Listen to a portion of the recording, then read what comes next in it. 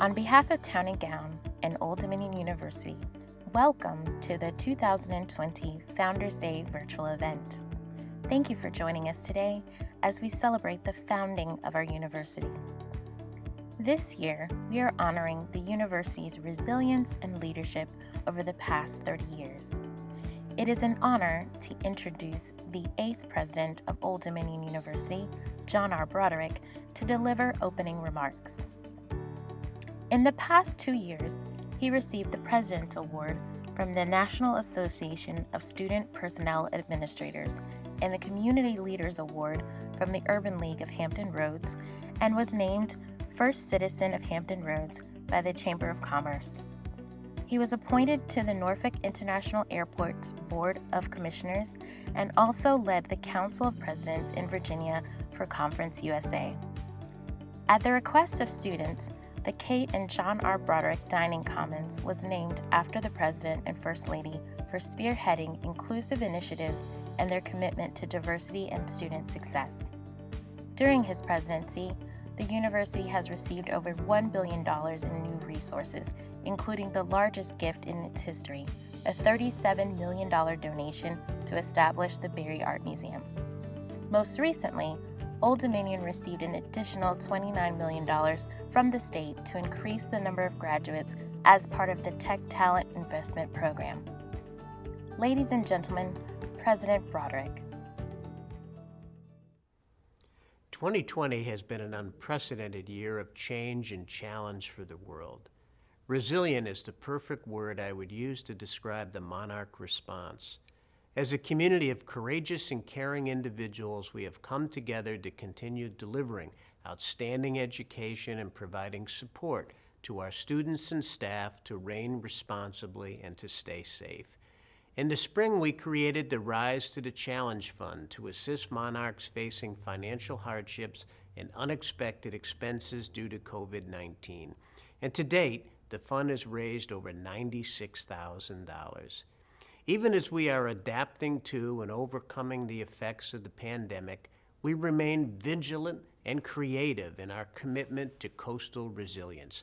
And our new Institute of Coastal Adaptation and Resilience will sit across the street from what will be the Elizabeth Rivers Project's new headquarters on Colley Avenue to promote collaboration. In an innovative job-sharing approach, when we hire the executive director of ICAR, that person will also serve as the City of Norfolk's senior strategic resilient strategist. Since the founding of the university in 1930, its talented leaders and faculty have steered this institution through decades of change and facilitated its transcendence into one of the country's best public institutions. It's fitting that this year's Founders Day keynote speaker is one of the university's recent, strong, and powerful leaders, Dr. James V. Koch, or Jim as he's known to many of you. Dr. Koch actually hired me as a vice president here to get my start at Old Dominion. And he has led Old Dominion from 1990 to 2001, is the Board of Visitors Professor of Economics and Emeritus President of the university. Dr. Koch has published numerous books and articles on a host of topics, including economic perspectives on higher education, intercollegiate athletics, discrimination and affirmative action, and TQM. His book, The Caterpillar Way, made the New York Times top 10 list for business in the fall of 2014. He has served as a consultant or expert witness for more than 100 legal firms, corporations, and universities. Additionally, he has led or been a part of teams commissioned by the presidents or board of trustees of more than 36 universities to evaluate the strategic positions of these institutions. Before he came to ODU, he was the president of the University of Montana, and he has been identified as one of the 100 most effective college presidents in the United States in research funded by the Exxon Foundation. Dr. Koch holds a BA from Illinois State and a PhD in economics from Northwestern. He's been awarded honorary doctorates from universities in Korea, Japan, and of course, the United States. Please welcome Dr. Jim Koch.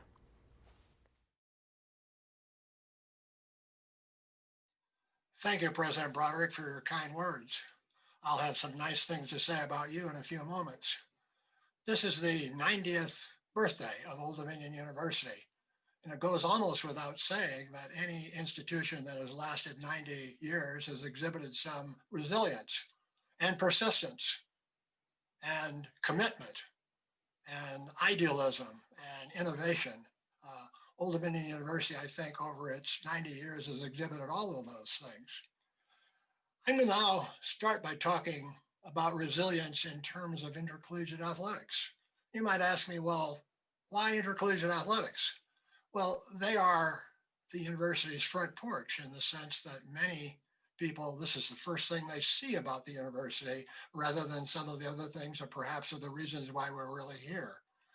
But another important reason is that our intercollegiate athletic teams and the coaches and the athletes exhibited resilience over the years and persistence and lots of success.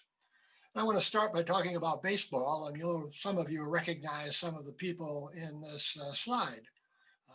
They're all baseball monarchs who have played in the World Series. The most prominent name there, of course, is Justin Verlander, who has been conspicuously successful, one of the most successful major league pitchers in Major League Baseball over the last decade to 15 years. But there's also Dan Hudson and Ryan Yarborough, who have pitched in the World Series. And this year in the World Series, Matt Quatraro, a former Monarch, was a coach. So these are individuals who not only were successful at Old Dominion, they went on to be successful elsewhere and exhibited that persistence and resilience we were just talking about. This will be trivia question number one. I think lots of you who've been around the university recognize these faces. On the left, of course, is Wendy Leary, who's the most successful women's basketball coach of all time at Old Dominion in terms of wins and losses. And on the right is Blaine Taylor, who holds the record for winning the most Monarch basketball games as a coach. And they're both cutting down nets, and they both won lots and lots of CAA championships. How successful have the basketball teams been? Well, the men's team has won almost 1,400 games, including almost 77% at Chartway Arena. The women have won almost 1,100 games, including more than 74% at Chartway Arena. In every game, there has to be a winner and a loser. So when Old Dominion is coming up with these kind of percentages, that's pretty impressive. What games do I remember the most? Well, here's a game that really exhibits persistence and resilience. This is Old Dominion's 3 overtime victory over Villanova in the NCAA in 1995. Petey Sessom scored 35 points. And that's a very memorable game because it was one in which it didn't look like we were going to win many times, but our team persisted, and so did the coaches. Here's one that from the Lady Monarchs that immediately comes to mind. It's an overtime victory against Stanford in the NCAA semifinals in 1997. This was no freak because we had earlier defeated Stanford in the season. So we beat them twice, even though they were ranked number 1 and number 2 in the country. This is one that I remember, even though we lost. We lost on a last second tip-in to Butler in 2011 in the NCAAs, and Butler then went on to be second. I think this is the team I think was most successful. But here's my trivia question number 2. Who's this guy in the picture? Well, if you're a Monarch basketball team, you know that's Kent Bazemore, who had a very successful career at Old Dominion, went on to play professionally, and in fact is still playing professionally 10 years later with Sacramento in the NBA. On the Lady Monarch side, there's one particular Lady Monarch I want to call out. Yes, we had people like Ann Donovan and Keisha Penichero and so forth, but here's a young lady who's really, in recent years, assembled an important career as a scholar. Natalie Diaz is now labeled a major American poet. She did play professional basketball game in Europe, won a MacArthur Fellowship, very prestigious, and now is a creative writing faculty member at Arizona State University. Talking about athletics and persistence and success, you cannot eliminate or not talk about field hockey. That's Beth Anders on the left. And during my time as president at Old Dominion, they won the national championship 5 times. They were always nationally ranked in the top few and always very successful. One of the reasons for their success was this young lady on the right. That's trivia question number 3. Who is this? Well, the answer is Samantha Salvia, who was a good field hockey player, but was our first Rhodes Scholar. So an all-around individual who showed success and persistence and resilience. No discussion of athletics at Old Dominion could eliminate football, which brought lots and lots of excitement to the campus. Here's another trivia question for you. Who's this guy on the right? Who's number 14? Well, that's Taylor Heineke, the most successful quarterback in our history and one of the most successful quarterbacks in NCAA history. He went on, of course, to have a professional career as a quarterback as well. This is one of my favorite pictures because the story of Old Dominion and of resilience and persistence and success relates very substantially to the physical expansion of the campus. Here's an overhead view, and isn't it impressive? But it wasn't always that way. Look at this, folks. That's Hampton Boulevard, the way it used to be. And that's the 4400 Club for some of you who used to spend some time there. That's the way it used to look. Jim Jarrett said when a coach was recruiting an athlete and maybe picked that athlete up at the airport, he counseled them to go up Route 64 and then come across Terminal Boulevard and then come down from the south to approach Old Dominion University from the north. He said, don't come up from the south because what they're going to see is not so attractive. And he said, if you have to bring them up that way, then arrange to drop your keys on the floor so that they duck down when you're going through the less attractive spots. This is what Hampton Boulevard and the neighborhood looks like now. Of course, that's the Marriott property, and isn't it impressive at night?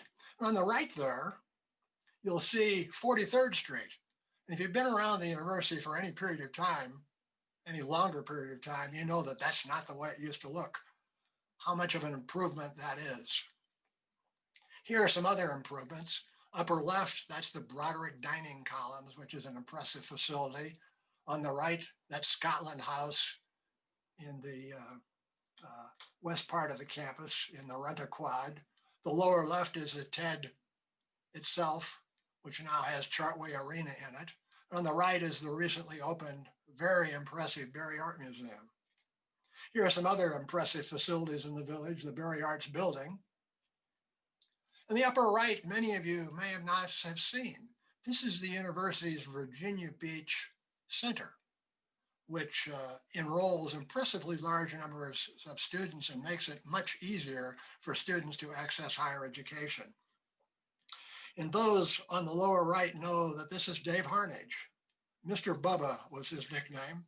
Well, Dave Harnage, our business vice president, more than any other individual, visualized this, made it happen, did all the hard work, and I got lots of credit for saying, okay, we want to do this, but Dave is an example of somebody who made this come to fruition, a very impressive worker and individual.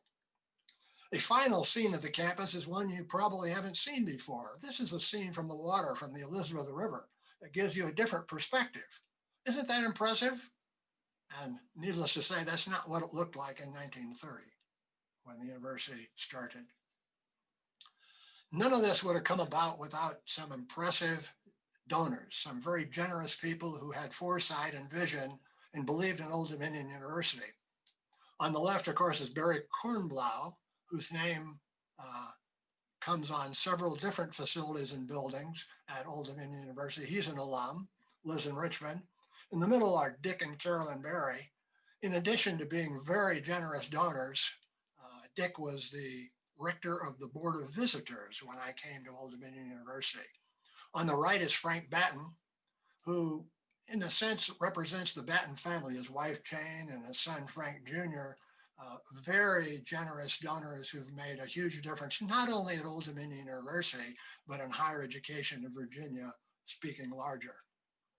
Some other donors I need to mention, that on the left, that's George Dragas.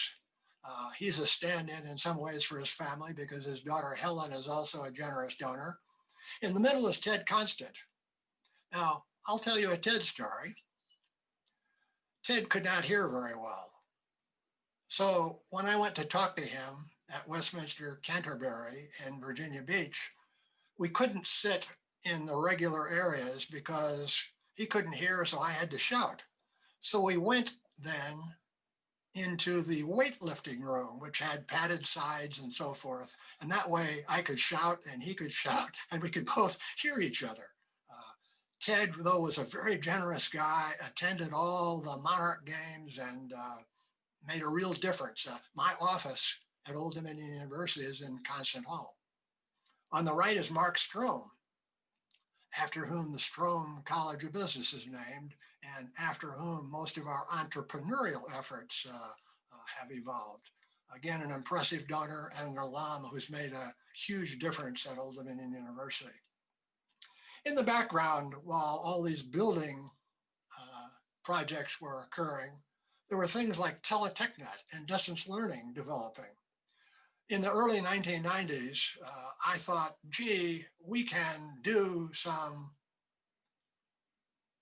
precedent-setting things in distance learning if we can send courses out to people in remote locations. Somebody who really believed in that is the woman on the right, Dr. Anne Raymond Savage, who ran our Teletechnet and distance learning programs for many years.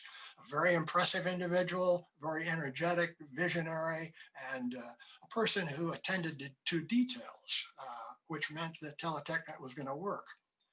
Now, those of you who know the campus in the middle top, that's Gorto Hall, named after Albert Buck Gorto, an alum, former member of the Board of Visitors, who went on to be the president of Sovereign Bank, and his gift made that building possible. Now, I'll tell you another story here, and the funding of the Teletechnet program came about because Dave Harnage was able to pipe a distance learning course and a lot of remote individuals into Governor George Allen's office in Richmond. The rector of the Board of Visitors at that time was Arnold McKinnon, who was the CEO of Norfolk Southern. Well, Arnold got us the appointment, and then Dave piped in these courses, and George Allen, I'll have to tell you, was impressed because we hooked him up with ships at sea, with people at remote locations, and he said, I can see this can really be done. And he then gave us several $1 million to push the program to fruition. So that was an important time in the history of the university. And now during COVID-19, we can appreciate what a difference that has made in terms of our ability to do higher education. Something else that was happening in the background was the President's Lecture Series, which started in 1990 and 1991. I am showing the pictures of only a couple of the people who've spoken because there have been more than 100 individuals who have talked to the campus. The idea here was to have an open and free marketplace for ideas and to bring to campus people who were saying things that we might not necessarily agree with, but would provoke discussion and cause us to perhaps rethink what our positions were. Lower left, that's Newt Gingrich, who was the Speaker of the House. You'll recognize Bill Cosby, who also spoke at graduation. That's the Reverend Al Sharpton, who you see on TV now, especially on Morning Joe. And that's Phyllis Schlafly, who came to the university and attracted a large crowd. When I came to Old Dominion University, one of the things that I noticed was that the faculty, staff, and student body of the university did not really accurately reflect the population we were serving. Specifically, we didn't have nearly as many African Americans and Hispanics and Asians on campus as the population of Virginia had, or especially Hampton Roads. So I made a commitment we were going to change those kinds of things and make some progress. And we did over time. And I'm in a moment going to show you some numbers. On the left, you'll recognize Augustine Ago, our provost. And then there's Alonzo Brandon, our vice president for institutional advancement. Alonzo and I used to play lots of basketball in the 1990s, and we had a basketball team that once won the intramural championship.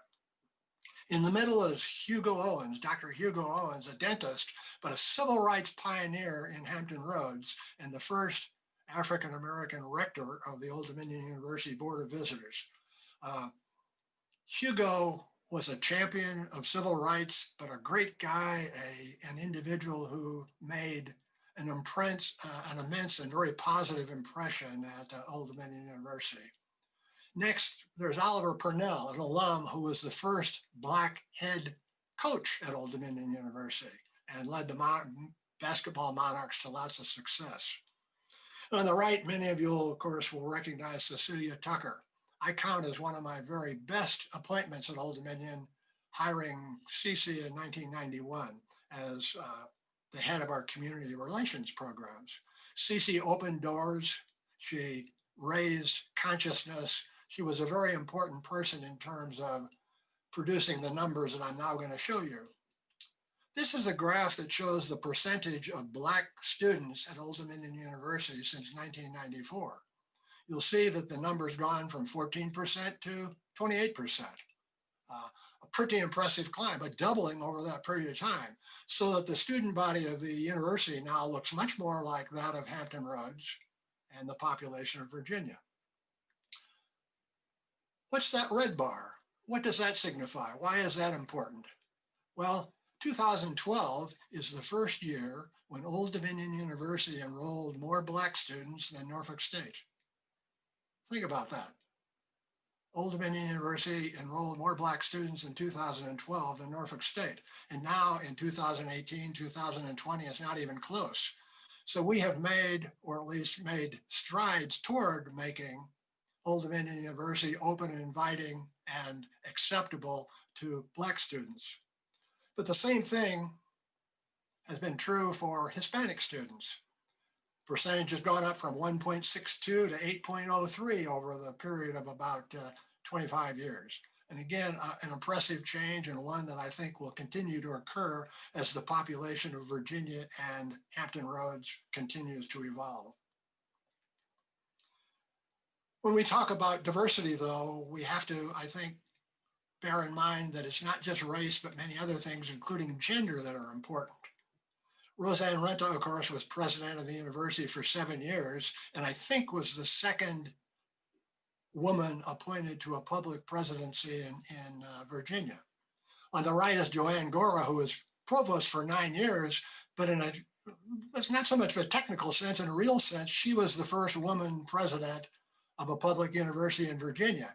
In 1995, I went on leave, and Joanne Gora was appointed acting president, and she was the first woman to lead a public 4-year university in Virginia. She went on to become president of the University of Massachusetts, Boston, and then Ball State University. When we talk about resilience, rising sea levels and water and flooding immediately come to mind, and the pictures on the right show you that. Upper right is a downtown Norfolk picture. Lower right, of course, is 49th Street. And the question is, what are we going to do about this? And that's one of the questions that our researchers have been addressing full blast, but also, how do we deal with it? How do we become resilient? So at a time when resilience is the theme of this particular presentation, Larry Atkinson and his colleagues are showing us the ways in which not only we, but Virginia can become more resilient. I think we will become a national leader in this regard. Resilient leadership is a necessity. John Broderick has been resilient and very successful. He set all kinds of records. He's the longest serving president. He's raised more money outside than any other person, any other president. Record campus construction, record enrollments, and lots of legislative triumphs. And as I indicated before, he's an individual who is resilient, doesn't give up easily. Several times, the legislature allocated additional funding to Old Dominion University and then took it away because revenue forecasts were not as high as they thought. But he came back. He is sort of the energetic bunny. He doesn't give up. He's persistent. He's devoted, and he always came back and did better the next time. Faculty resilience, they're very important, and no discussion of faculty resilience could not include Bill Whitehurst. Now, Bill's been around off and on teaching political science for 70 years. He said this year he's going to retire. I'll believe in that when I see it, folks. But he's an image, a picture that everyone associates with Old Dominion. Another important person in my mind, because I used him as a consultant and talked to him quite a bit, is Kindalian Art. 51 years of service, he's now retired, but he was a very important person in terms of advocating and determining what the development of the arts at Old Dominion University turned out to be. And I'd get in trouble if I didn't mention one of my colleagues who's been around a long time and still is doing lots and lots of very productive things, and that's Vinod Agarwal in economics. If you read the newspaper, you know that he's constantly quoted in the newspaper. He makes lots of presentations, and he's been a member of many statewide groups doing forecasting and the like, and is a very, very important in terms of the economic life of Virginia. Finally, let me stop with, this is sort of trivia question number whatever. Who's that on the left? Well, that's Donna Cook and Jim Cook, 52 years ago when we were married. This is us on the right. Those of you who know Milwaukee, Wisconsin will recognize these are mugs from Mater's German restaurant in Milwaukee. The point is, we're still around 52 years later and married. You can tell that Donna hasn't aged very much at all. It's Jim Cook who's the older guy in the picture. About Donna, let me say this.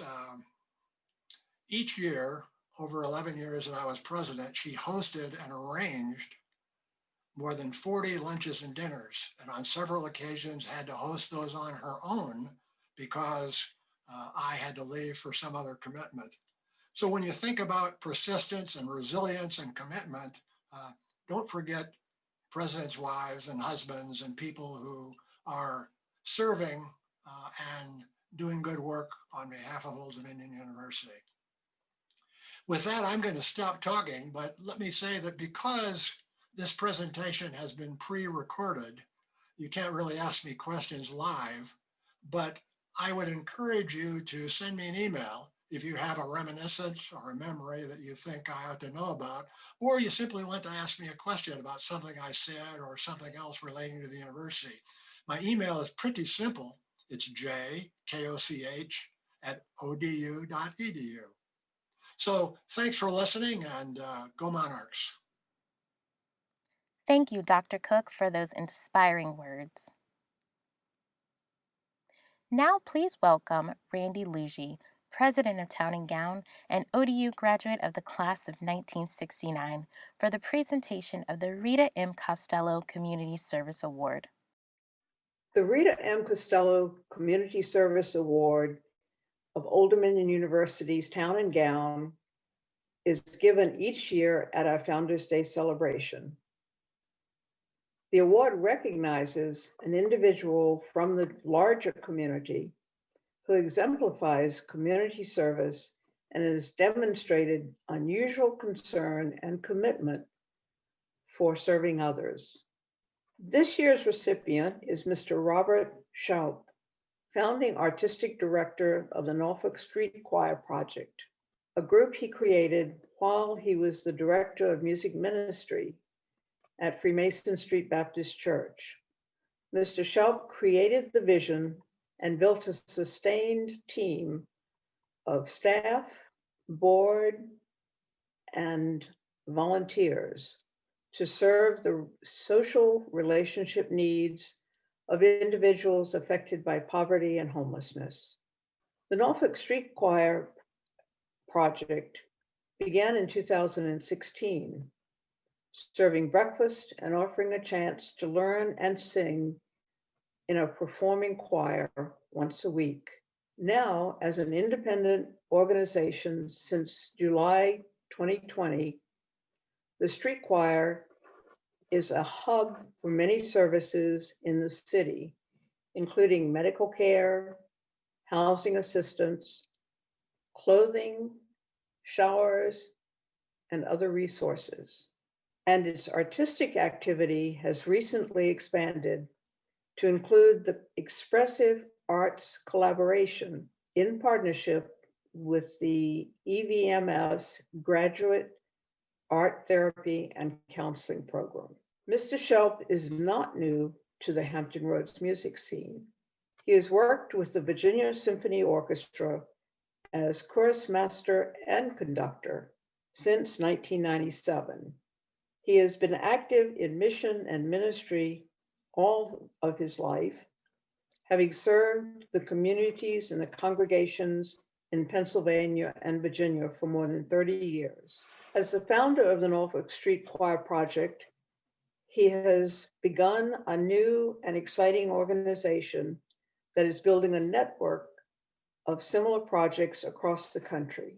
The Norfolk Street Choir Project is one of 9 founding members of the National Alliance of Music in Vulnerable Communities.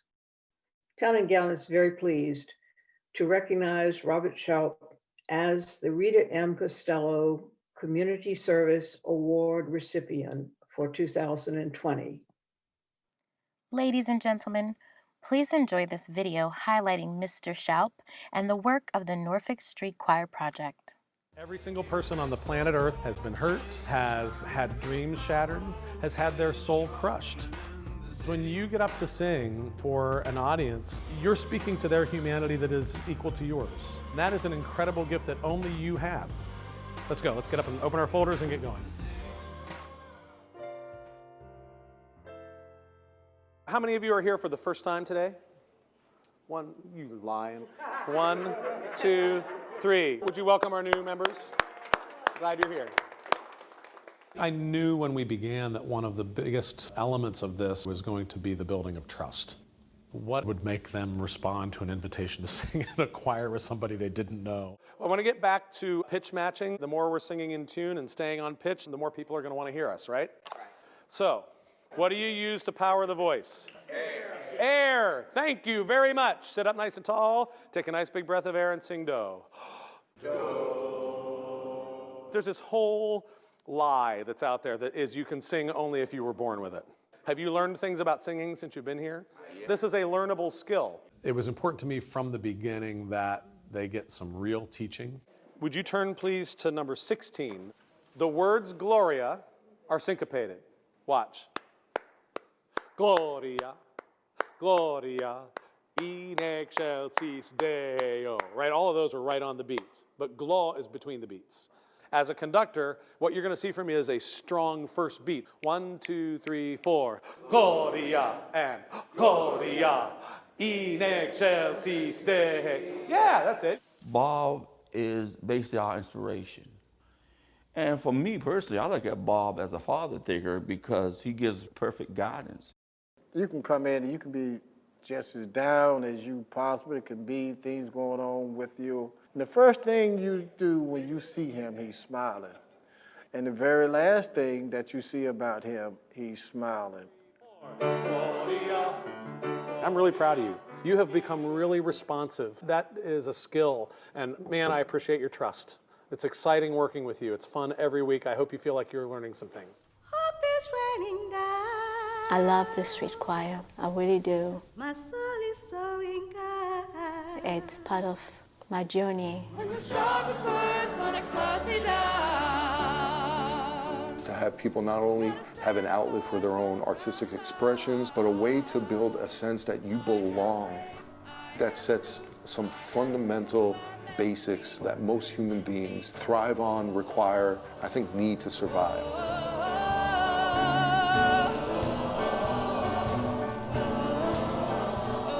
I started getting teary-eyed, but then as I sat there, I said, well, I am still a part because I'm going to support my choir, my family. And I'm marching on to the beat of drum. I'm not scared to be seen. I make no apologies. This is me.